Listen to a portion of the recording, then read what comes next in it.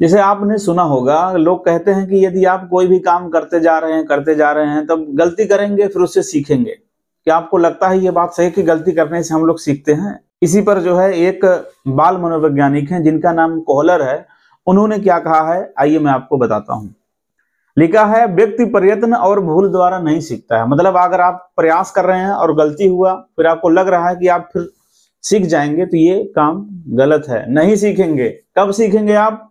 जब आप प्रयास किए, गलती किए, फिर प्रयास किए, गलती किए, आप फेल होते जाएंगे।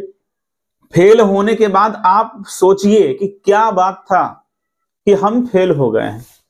उस सोच कि क्यों हम फेल हुए हैं, उस सोच को जो है आप विकसित कीजिए, ठीक है। फिर उसका जो रीजन पता चले आपको, उसको सुधारिए, फिर आप सफल होंगे। उन्होंने इस बात को भली बात कहा है, प्रयत्न और भूल द्वारा नहीं सीखता है, बल्कि वह अपनी मानसिक शक्ति और बुद्धि के अनुसार समस्यापूर्ण परिस्थिति का प्रत्यक्ष निरीक्षण करता है और की गई प्रक्रिया के परिणाम स्वरूप सीखता है।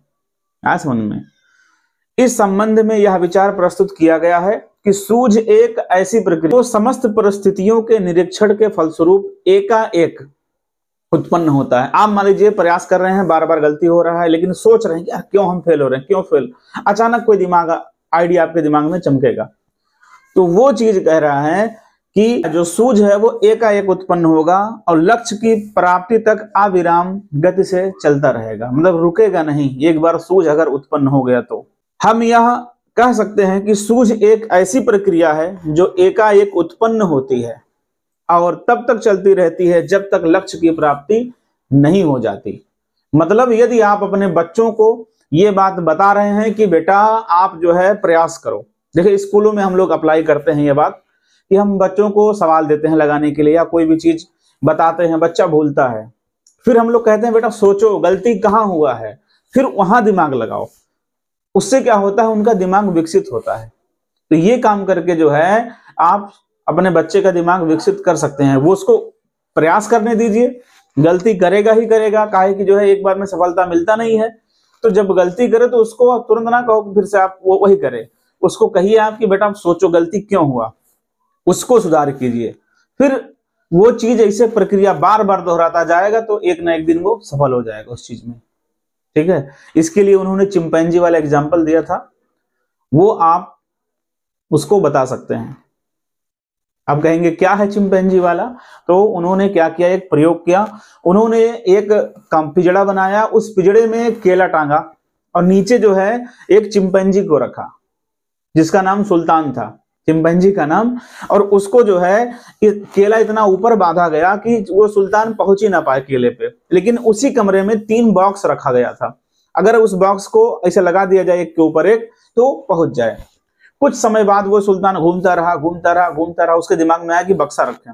बक्से पे चढ़ के पहुंचना चाहा, नहीं पहुंचा। फिर कुछ समय बाद उसके दिमाग में आया कि 2 बक्सा रखा जाए, फिर 2 रखा, फिर नहीं पहुंचा। फिर एक कंडीशन ऐसा आया कि वो तीनों रख के और केले को पा गया। तो इसी को कहा गया है सूझ का सिद्धांत। यदि आप समस्याओं में फंसे रहेंगे, ठीक है, गलतियां करते रहेंगे और उसके बाद गलती को सुधारने का प्रयास करेंगे, मतलब सोच करेंगे, सोचेंगे, तो जाहिर सी बात है समस्या का समाधान कहीं ना कहीं निकलेगा। आया समझ में? जो बड़े बड़े आईएएस पीसीएस लोग हैं, उनको लोग का है, उनके पास भी तो 2 हाथ पैर हैं, लेकिन उनका दिमाग जो है खुल चुका है।